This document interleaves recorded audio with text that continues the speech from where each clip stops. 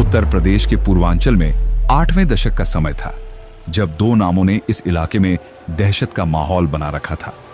एक था पंडित हरिशंकर तिवारी और दूसरा था ठाकुर वीरेंद्र शाही। दोनों के गैंग के बीच की लड़ाई ने इलाके को असुरक्षित बना दिया था।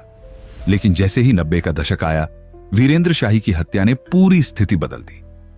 वीरेंद्र की मौत के बाद हरिशंकर तिवारी राजनीति की दुनिया में कदम रखते हैं। गोरखपुर में रहने वाले हरिशंकर तिवारी के दो प्रमुख आदमी, गाजीपुर के मकन सिंह और साधु सिंह, उनके साथ काम करते थे। ये दोनों ही मुख्तार अंसारी के साथ जुड़ गए थे। वीरेंद्र शाही को खत्म करने का बाद अब हमें गाजीपुर से लेकर वाराणसी तक अपना कब्जा बढ़ाना होगा, हरिशंकर तिवारी ने अपने दो गैंगस्टर को कहा था। इधर वीरेंद्र शाही की मौत के बाद ठाकुरों को अपना नया नायक ब्रजेश सिंह में नजर आने लगा। ब्रजेश और उसका साथी त्रिभुवन सिंह पहले साहिब सिंह गैंग के साथ काम करते थे। इलाके में सरकारी ठेकों को लेकर मकन सिंह गैंग और साहिब सिंह गैंग के बीच झगड़े शुरू हो गए थे। इस लड़ाई में मुख्तार अंसारी और ब्रजेश सिंह आमने सामने आ गए। यह संघर्ष और भी तेज हो गया, क्योंकि अब हर गैंग अपने अपने इलाके में वर्चस्व कायम करने के लिए जुट चुका था। ब्रजेश सिंह, जो वाराणसी के रहने वाले थे, अपने पिता की हत्या का बदला लेने के लिए किसी भी हद तक जा सकते थे। ब्रजेश के पिता रविंद्रनाथ सिंह एक सम्मानित किसान थे। एक दिन 1984 की 27 अगस्त को उनका जीवन एक हादसे में बदल गया। जमीन के विवाद के चलते उनके ही रिश्तेदार बंसी और पांचू ने उनका कत्ल कर दिया। यह जो तुम लोग कर रहे हो, याद रखो, यह तुम्हारी आखिरी गलती होगी, ब्रजेश ने चिल्लाते हुए कहा था, जब वह अपने पिता की जलती चिता के पास खड़ा था। उस दिन ब्रजेश का दिल बदले की आग से जल उठा। अपने पिता की हत्या का बदला लेने के लिए उसने ठान लिया कि वह हर हाल में इन कातिलों को उनके की सजा देगा। अब कोई नहीं बच सकता। बंसी, पांचू, तुम लोगों को मेरी चिता से डरना पड़ेगा, ब्रजेश ने गहरी आवाज में कहा, और अपनी आंखों में जो खून का रंग था, वह वादा कर रहा था कि इस इलाके का असली हीरो वही बनेगा।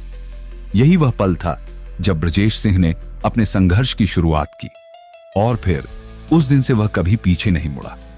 ब्रजेश सिंह ने जब अपने पिता की हत्या का बदला लिया, तो वो घटना पूरी पूर्वांचल में गूंज उठी। 27 मई 1985 को ब्रजेश सिंह ने हरिहर सिंह को अपनी गोलियों का निशाना बना दिया। बताया जाता है कि ब्रजेश पहले हरिहर सिंह के घर गए थे, उनका आशीर्वाद लेने जैसे। फिर अचानक वो अपने हाथ से पिस्टल निकालते हैं और एक के बाद एक गोलियां दाग देते हैं। तेरे जैसे लोगों की मौत सिर्फ इन गोलियों से ही हो सकती है, ब्रजेश ने बड़बड़ाया, और फिर हरिहर सिंह का शरीर जमीन पर गिर पड़ा। यहां से ब्रजेश सिंह पर हत्या का पहला केस दर्ज हो गया, लेकिन वो पुलिस के पकड़ में नहीं आए। वो जैसे अंडरग्राउंड हो गए थे, और कुछ ही महीने में उनकी कुख्याति और भी बढ़ गई। अगले साल 1986 में ब्रजेश ने चंदौली के सिकरौरा गांव में 7 लोगों की हत्या कर डाली। बताया जाता है कि इनमें से कुछ लोग उस गुट का हिस्सा थे जो उसके पिता की हत्या में शामिल थे। अब जो कुछ भी होगा, तुम्हें इसका हिसाब देना होगा, ब्रजेश ने चिल्लाते हुए कहा, और एक के बाद एक गोलियां चला दी। इसी दौरान ब्रजेश सिंह को पुलिस ने पकड़ लिया और जेल भेज दिया। लेकिन जेल में उनकी मुलाकात हुई त्रिभुवन सिंह से, जो खुद एक नामी अपराधी था। दोनों की मुलाकात ऐसे हुई जैसे वो पहले से ही एक दूसरे को जानते थे। तू यहां क्यों आया है, त्रिभुवन ने ब्रजेश से पूछा, और फिर एक हल्की सी मुस्कान के साथ उसने कहा, तू जानता है ना, हम दोनों की कहानी लगभग एक जैसी है। ब्रजेश सिंह ने आंखों में गुस्से और हताशा के मिश्रण के साथ जवाब दिया, हां, और यह भी जानता हूं कि तेरे जैसे लोग जब एक बार बदला लेने पर उतरते हैं तो कुछ नहीं बचता। त्रिभुवन सिंह और ब्रजेश के बीच की यह दोस्ती बस इसलिए बनी थी क्योंकि दोनों के पास एक ही दर्द था।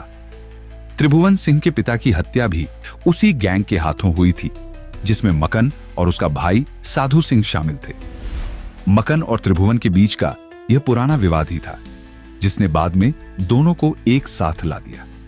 80 के दशक में त्रिभुवन सिंह ने प्रधानी का चुनाव जीता था, लेकिन इस जीत के बाद उसे और उसके परिवार को मकन और साधु सिंह की नफरत का सामना करना पड़ा।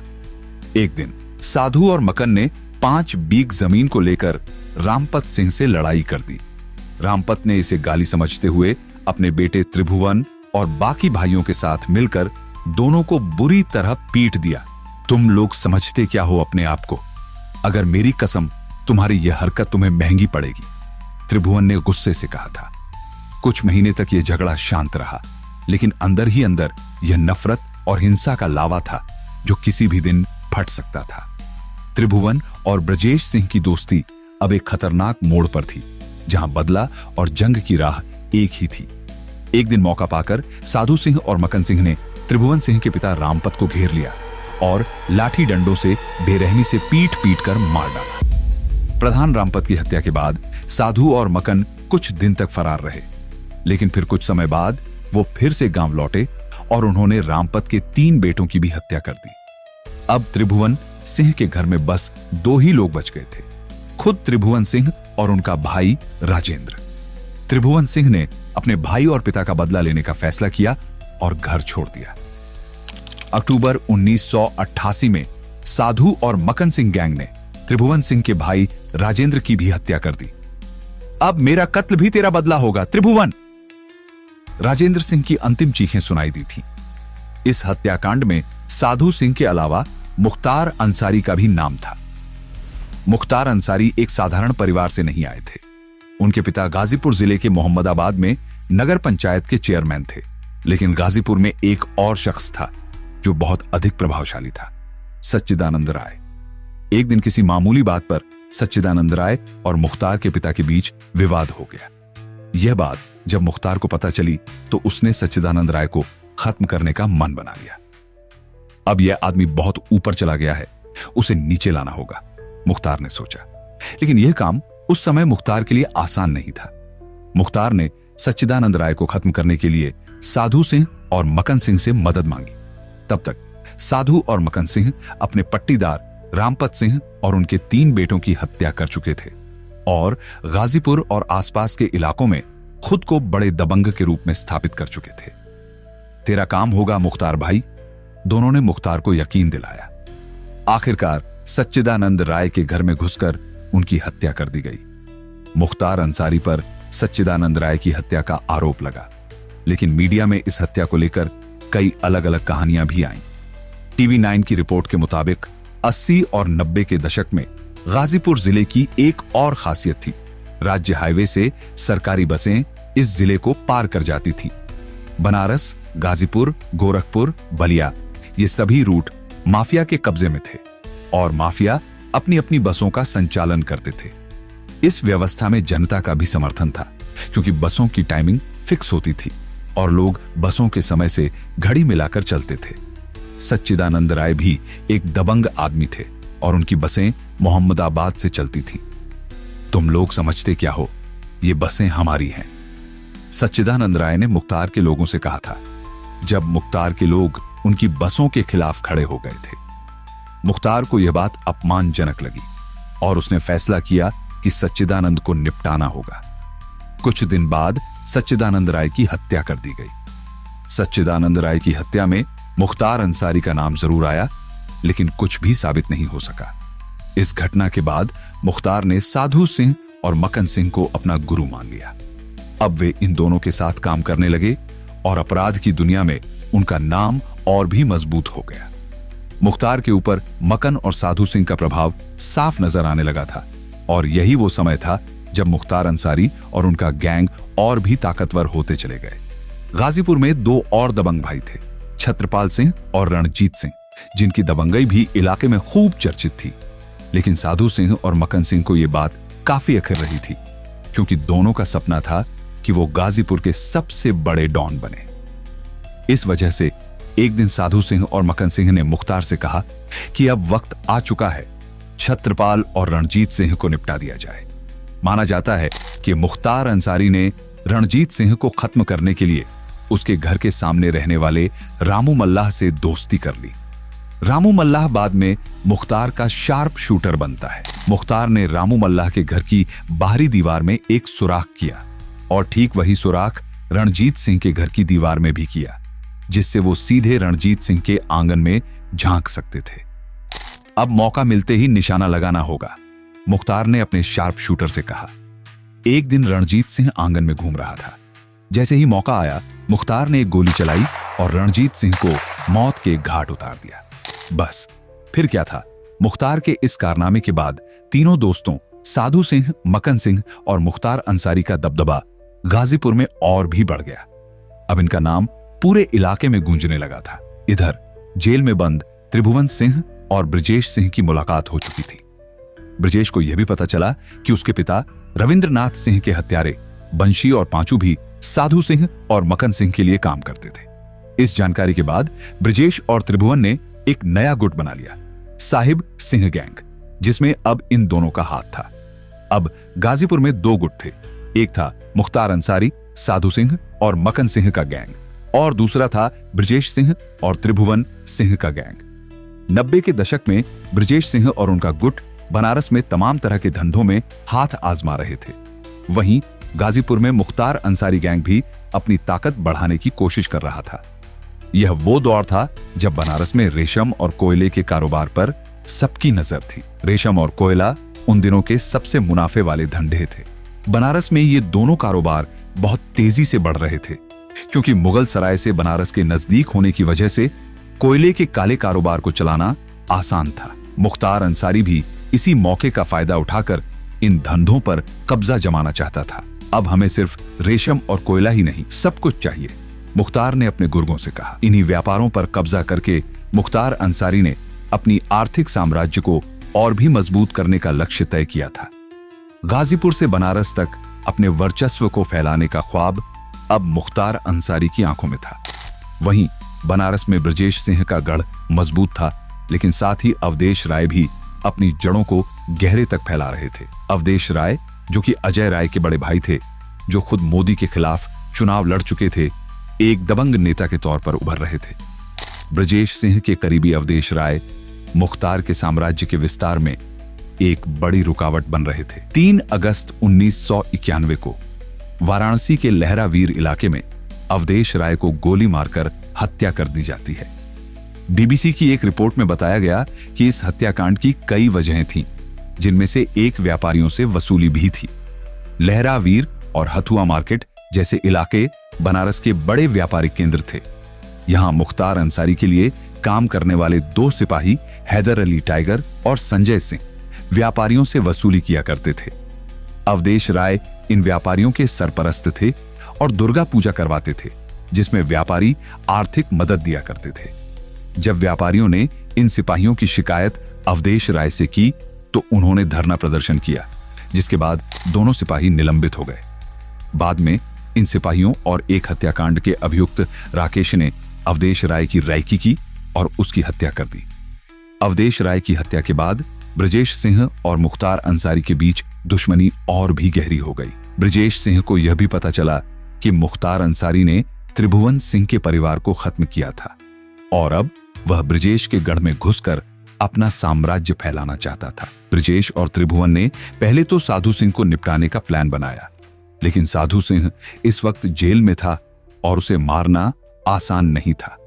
लेकिन फिर एक दिन साधु सिंह की बीवी को बच्चा होता है और साधु सिंह अस्पताल में अपनी पत्नी और बच्चे से मिलने के लिए पुलिस कस्टडी में आता है। उसी समय पुलिस वर्दी में घुसा एक अनजान आदमी साधु सिंह पर गोलियां बरसाता है और उसे मौत के घाट उतार देता है। इस दिन साधु सिंह के गांव में उसके भाई, मां और 8 अन्य लोगों की भी हत्या कर दी जाती है। साधु सिंह और इन 8 लोगों की हत्या का आरोप ब्रजेश सिंह पर लगाया जाता है। कुछ दिनों बाद ब्रजेश सिंह और त्रिभुवन सिंह ने गाजीपुर सिंचाई विभाग चौराहे पर मकन सिंह की भी हत्या कर दी।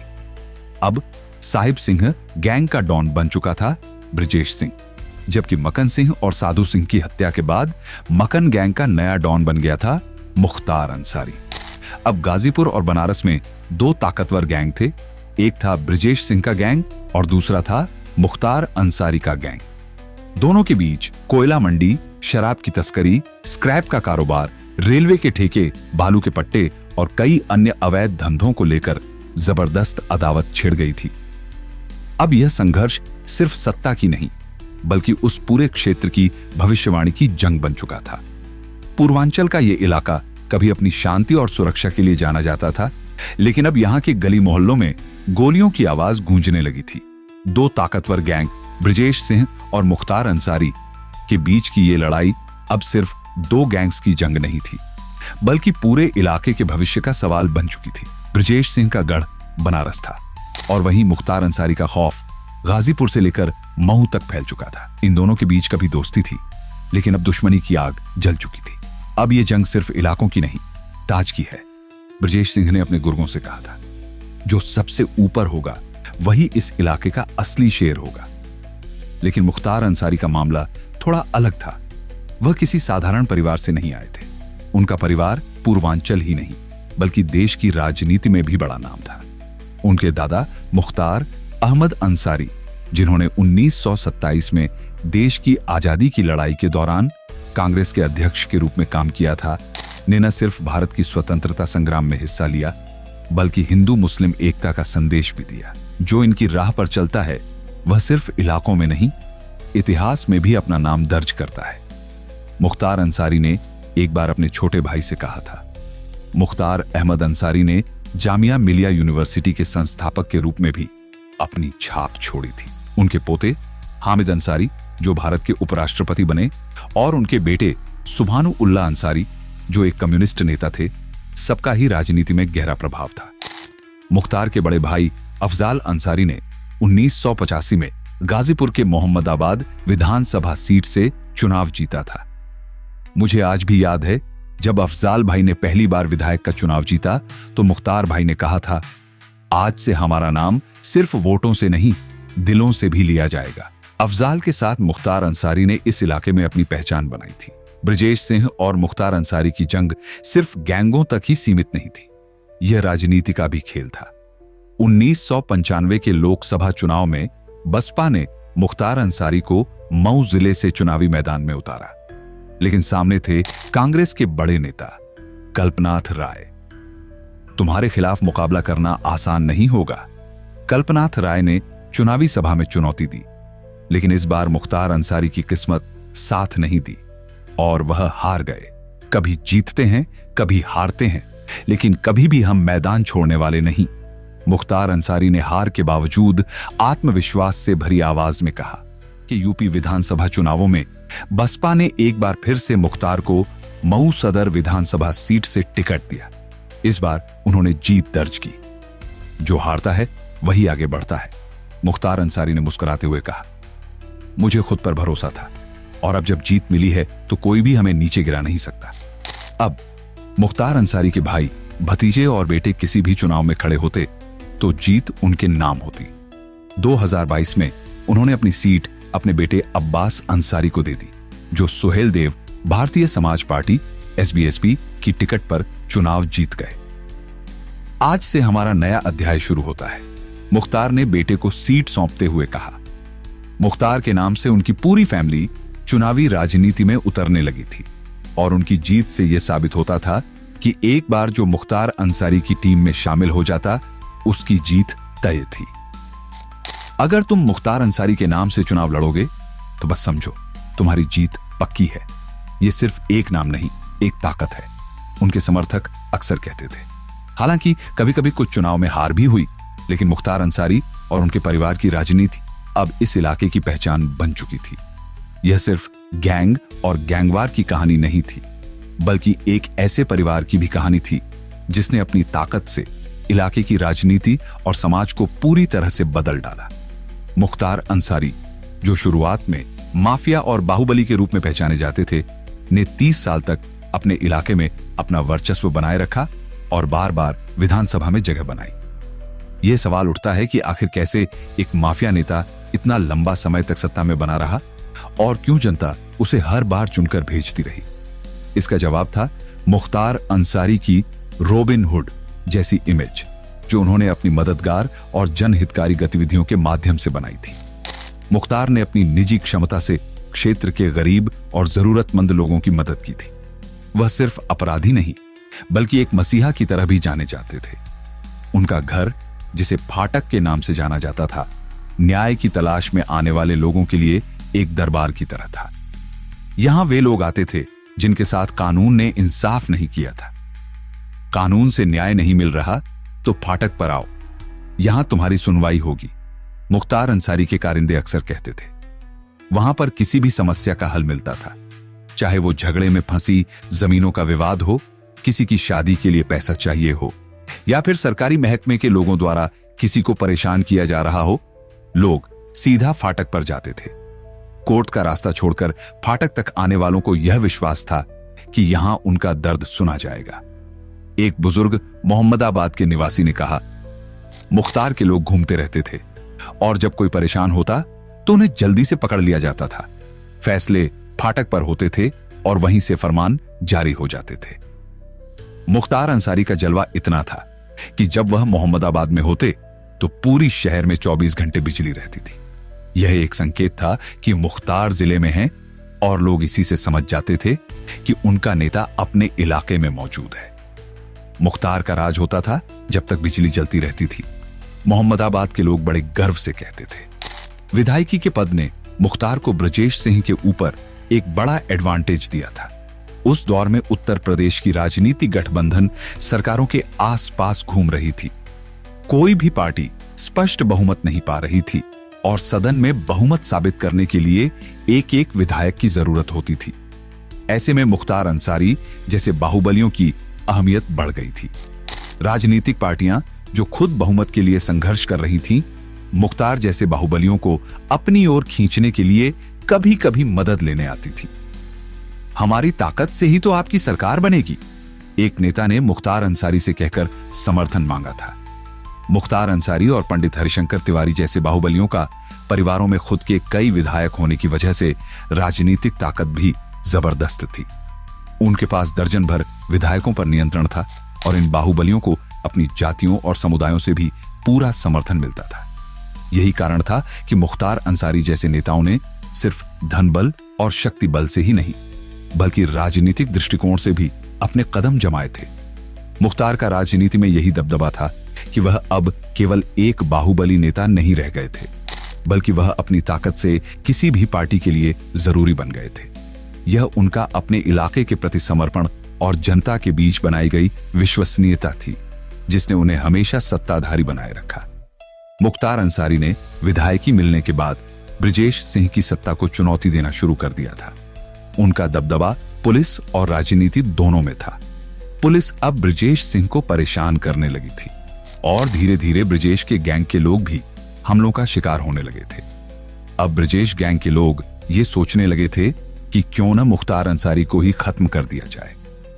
15 जुलाई 2001 का दिन था जब मुख्तार अंसारी अपने काफिले के साथ कहीं जा रहे थे।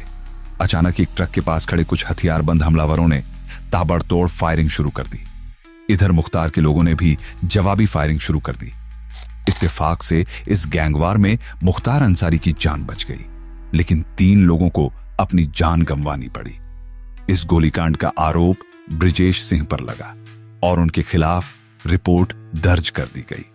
हालांकि मुख्तार अंसारी के पक्ष में यह भी अफवाह थी कि जवाबी गोलीबारी में ब्रजेश सिंह भी मारा गया था। यह घटना उसरी चट्टी कांड के नाम से मशहूर हुई, क्योंकि इस घटना का स्थल उसरी चट्टी था। लेकिन कहानी में एक ट्विस्ट यह था कि ब्रजेश सिंह इस हमले के बाद पुलिस से बचने के लिए अंडरग्राउंड हो गए।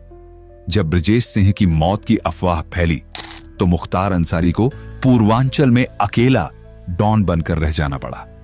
इस घटना ने मुख्तार के रुतबे में और भी इजाफा कर दिया। अब ब्रजेश सिंह अंडरग्राउंड होकर काम कर रहे थे, लेकिन उन्हें एक ऐसे चेहरे की जरूरत थी जो राजनीतिक स्तर पर मुख्तार अंसारी का मुकाबला कर सके। मऊ में मुख्तार अंसारी का दबदबा बहुत मजबूत था और वहां मुस्लिम वोटरों की संख्या भी ज्यादा थी। ऐसे में ब्रजेश सिंह ने सोचा, क्यों ना मुख्तार के भाई अफजाल को निशाना बनाया जाए। अफजाल गाजीपुर की मोहम्मदाबाद सीट से लगातार विधायक बनते आ रहे थे और यहां मुख्तार के भाई को घेरना आसान नहीं था। फिर ब्रजेश सिंह ने भाजपा नेता कृष्णानंद राय को अपनी मदद देने का फैसला किया। कृष्णानंद राय को पीछे से सपोर्ट करते हुए ब्रजेश ने 2002 के विधानसभा चुनाव में कृष्णानंद राय को अफजाल अंसारी के खिलाफ उतारा। इस चुनाव में कृष्णानंद राय ने अफजाल अंसारी को हरा दिया और अफजाल की हार सीधे तौर पर मुख्तार अंसारी की हार मानी गई। कृष्णानंद राय भूमिहार जाति से आते थे और उनके पूर्वांचल में बढ़ते प्रभाव को देखकर ब्रजेश ने उनकी मदद की थी। बदले में कृष्णानंद राय ने ब्रजेश सिंह के गुट को सरकारी ठेके दिलाने में मदद शुरू कर दी, जिससे मुख्तार अंसारी को गुस्सा आ गया। धीरे धीरे कृष्णानंद राय मुख्तार अंसारी की आंखों में खटकने लगे। यह अंदाजा कृष्णानंद राय को भी हो चुका था और इसीलिए उन्होंने खुद को अधिक सतर्क करना शुरू कर दिया। मुख्तार अंसारी की अदावत ने कृष्णानंद राय को इस कदर प्रभावित किया कि वह अपने करीबी सहयोगी राजेंद्र राय की हत्या के विरोध प्रदर्शन में भी शामिल नहीं हो पाए। नबरा टाइम्स की एक रिपोर्ट के मुताबिक पुलिस रिकॉर्ड में यह भी दर्ज है कि मुख्तार अंसारी और कृष्णानंद राय के बीच चल रही गैंगवार में कृष्णानंद राय के प्रमुख सहयोगी राजेंद्र राय, छिनक गिहार, शोभा नाथ राय, राम अवतार, अविनाश सिंह राय, अखिलेश राय, बिट्टू पाठक, रमेश वर्मा, रमाकांत भारती और रामेंद्र राय को अपनी जान गंवानी पड़ी थी। यह सिर्फ एक राजनीतिक और गैंगवार नहीं थी, बल्कि इसने पूरे इलाके में दहशत और भय का माहौल बना दिया था। 19 नवंबर 1905 वह दिन था जब पूर्वांचल की राजनीति और अपराध की दुनिया ने एक और बड़ा मोड़ लिया। भाजपा विधायक कृष्णानंद राय अपने इलाके में एक क्रिकेट प्रतियोगिता का उद्घाटन कर लौट रहे थे और उस वक्त उन्हें क्या पता था कि जिस रास्ते से वह आ रहे हैं वहां उनके लिए मौत छिपी बैठी है। उनका काफिला सियाड़ा के पास पहुंचा। सामने खड़ी कुछ गाड़ियों से अचानक गोलियों की बौछार होने लगी। चारों ओर से गोलियां चलने लगीं और इस हमले में कृष्णानंद राय के साथ उनके 6 साथी भी मारे गए। करीब 400 से 500 राउंड गोलियां चली। कृष्णानंद राय के शरीर से 60-60 गोलियां निकली, जैसे यह बताने के लिए कि हम तुम्हारे इलाके में घुसकर तुम्हें खत्म कर रहे हैं। यह हमला इतना बेरहम था कि हमलावरों ने उनके शरीर को इस तरह से निशाना बनाया जैसे पूरे इलाके को डराना हो। कहा जाता है कि हमले के दौरान एक हनुमान पांडे ने कृष्णानंद राय की चुटियां तक काट दी थीं। यह हर तरफ दहशत फैलाने के लिए किया गया था। खबरें तो यहां तक थीं कि इस हमले के बाद कृष्णानंद राय की हत्या का आरोप सीधे मुख्तार अंसारी और उनके भाई अफजाल अंसारी पर लगने वाला था। अफजाल अंसारी ने इस पर कहा था, मैं उस वक्त दिल्ली में था और मुख्तार भाई तो जेल में थे, तो हम इसमें कैसे शामिल हो सकते हैं। लेकिन यह तर्क खुद को सही साबित नहीं कर पाया, क्योंकि मुख्तार अंसारी जेल में रहते हुए भी पूरे इलाके पर अपना साम्राज्य चला रहे थे। तभी एक घटना और घटी जो और भी रहस्यमय थी। कृष्णानंद राय की हत्या के बाद एक ऑडियो वायरल हुआ जिसमें मुख्तार अंसारी और उनके साथी अभय सिंह के बीच फोन पर बातचीत हो रही थी।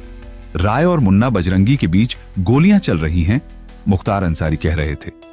सुनने में आया है कि दोनों तरफ से मुकाबला बढ़ रहा है। क्या तुम सच में इसे मानते हो? अभय सिंह ने पूछा।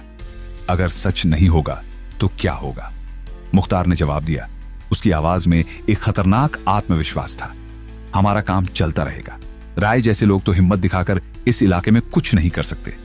यह बातचीत और उस ऑडियो ने पूरे मामले को और भी संदिग्ध बना दिया, क्योंकि मुन्ना बजरंगी, जो कृष्णानंद राय का बड़ा दुश्मन था, मुख्तार अंसारी का करीबी आदमी था। इस ऑडियो के वायरल होने के बाद लोगों के दिमाग में सवाल उठने लगे कि क्या कृष्णानंद राय की हत्या का असल जिम्मेदार मुख्तार अंसारी ही था। कृष्णानंद राय की हत्या ने पूर्वांचल में मुख्तार अंसारी का खौफ और बढ़ा दिया। उनका नाम अब सिर्फ एक गैंग लीडर या बाहुबली के तौर पर नहीं, बल्कि एक ऐसी शख्सियत के तौर पर लिया जाता था जिसका वर्चस्व अपराध की दुनिया से लेकर राजनीति तक फैला हुआ था, और जो भी उनकी राह में आता उसके लिए कोई जगह नहीं बचती थी। मुख्तार अंसारी की जिंदगी और राजनीति का एक हिस्सा वह था जिसे उनके समर्थक और विरोधी दोनों ने देखा। जेल में रहते हुए भी उनका प्रभाव और वर्चस्व कायम रहा। मऊ, गाजीपुर या जेल, उनकी सुख सुविधाओं में कोई खास अंतर नहीं था।